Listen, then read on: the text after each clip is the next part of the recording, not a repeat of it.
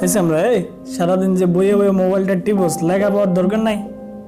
লেখাপড়া কর কর, বেশি বক বক করবে না। কদিন পর বলার মানুষও পাইতে আমার বই এটা কার, আমি তো চিনতে পারতেছি না এই বইটা কার বই।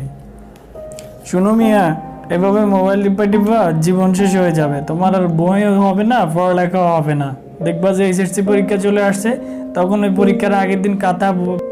আসসালামু আলাইকুম প্রিয় দর্শক, আজকে যে ভিডিওটি দেখেছেন এটা অ্যাকচুয়ালি মোবাইল দিয়ে কীভাবে ডাবল রোল ভিডিও করতে হয়, কোনো প্রকার গ্রিন স্ক্রিন বা কোনো প্রকার গ্রিন ব্যাকগ্রাউন্ড ছাড়া আপনি এটা করতে পারবেন, এবং যে কোনো একটা ব্যাকগ্রাউন্ড নিয়ে আপনি এটা করে নিতে পারবেন। তো আমি মূলত তেমন একটা এডিটিংও তেমন একটা এক্সপার্ট না, এবং অভিনয়ও তেমন একটা এক্সপার্ট না।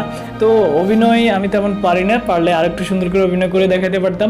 আজকে আপনাদেরকে যে ব্যাপারটা হচ্ছে ডাবল রোল ভিডিও কীভাবে আপনি গ্রিন স্ক্রিন ইফেক্ট ছাড়াই করতে পারবেন সেই ব্যাপারটা ক্লিয়ার করে দেবো। তো ভিডিওটি দেখতে থাকেন, ধন্যবাদ সবাই। বন্ধুরা, আমরা মোবাইল দিয়ে ডাবল রোল ভিডিও করার জন্য যে কাজটা করবো সেটা হচ্ছে আমাদের মোবাইলে কাইনমাস্টার অ্যাপসটা ওপেন করবো। কাইনমাস্টার অ্যাপসটা ওপেন করার পর একটা নিউ প্রজেক্ট ক্রিয়েট করবো। নিউ প্রজেক্ট ক্রিয়েট করার পর আমরা যে কাজটা করবো সেটা হচ্ছে যে ইন্টারফেসটা আসবে সেই ইন্টারফেসে ক্লিক করবো। ক্লিক করার পর একটা ব্যাকগ্রাউন্ড সিলেক্ট করবো, যে কোনো একটা ব্যাকগ্রাউন্ড সিলেক্ট করে নিতে পারবো। এখান থেকে ব্যাকগ্রাউন্ড সিলেক্টের পর আমরা আমাদের মোবাইল লেয়ার অপশান যাব, লেয়ার অপশান থেকে মিডিয়া যাব। মিডিয়া থেকে আমাদের যে ভিডিওগুলো রয়েছে যে কোনো একটা ভিডিও রাখবো। তো ভিডিওটা করতে হবে দুপাশ থেকে, একটা হচ্ছে লেফট সাইড থেকে, আরেকটা হচ্ছে রাইট সাইড থেকে। আপনি এরকমভাবে যখন দাঁড়াবেন বা অভিনয়টা করবেন ওইভাবে করে নেবেন। করার পরে আপনি লেফট সাইডের স্লাইডটা দিলে আপনি এরপরে দিবেন হচ্ছে রাইট সাইডের স্লাইডটা।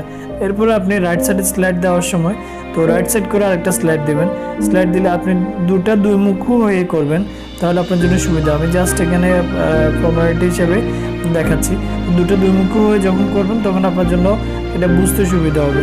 তো আপনি যখন মূলত ভিডিওটা কাজগুলো করবেন তখন আপনার জন্য অডিয়েন্স বুঝতে সুবিধা হবে। তো এখন যেটা করবেন, এখন হচ্ছে আপনি আপনার সেকেন্ড যে ইয়েটা সেটাতে জাস্ট কালার অ্যাডজাস্টমেন্ট করে দেবেন। কালার অ্যাডজাস্টমেন্ট হয়ে গেলে আপনার অডিয়েন্স বুঝতে পারবে না যে এখানে দুজন লোক বুঝতে পারবে না, একজনে বুঝে যাবে, বা দুজন বুঝতে পারলো। তো এভাবে করে আপনি যখন এই যে এখান থেকে কালার অ্যাডজাস্টমেন্ট থেকে কালারটা অ্যাডজাস্টমেন্ট করে দিবেন, কালার আরেকটু কালার করে দিবেন, তখন কিন্তু আপনার ক্লিয়ার বোঝা যাবে না। আর যদি আপনার মোবাইলে এটাও না হয়, যেমন এখান থেকে কিন্তু কালার অ্যাডজাস্টমেন্টটা হয়ে গেল। সো কালার অ্যাডজাস্টমেন্ট হওয়ার পরে কিন্তু এখানে বোঝা যাচ্ছে, আপনি যখন দুই মুখ হয়ে করবেন তখন কিন্তু এটা ক্লিয়ার বোঝা যাবে যে একজন আরেকজন দিকে তাকিয়ে কথা বলছে। আর যদি আপনার এটা কমপ্লিট না হয়, আপনি একটা কাজ করবেন, আপনার ভিডিওটার উপর ক্লিক করলে ক্রোমা কি অপশান আসবে, ক্রোমা কিটা আপনি এনাবল করে দিলে দেখবেন যে আপনি অন্য একটা কালার আসবে, কিন্তু কালার অ্যাডজাস্টমেন্টটা আপনি তখন করে নিতে পারবেন এটা থেকে। সো বন্ধুরা, ভিডিওটি যদি ভালো লেগে থাকে অবশ্যই চ্যানেলটি সাবস্ক্রাইব করবেন। সবার জন্য ভালোবাসা রইল, ধন্যবাদ সবাইকে।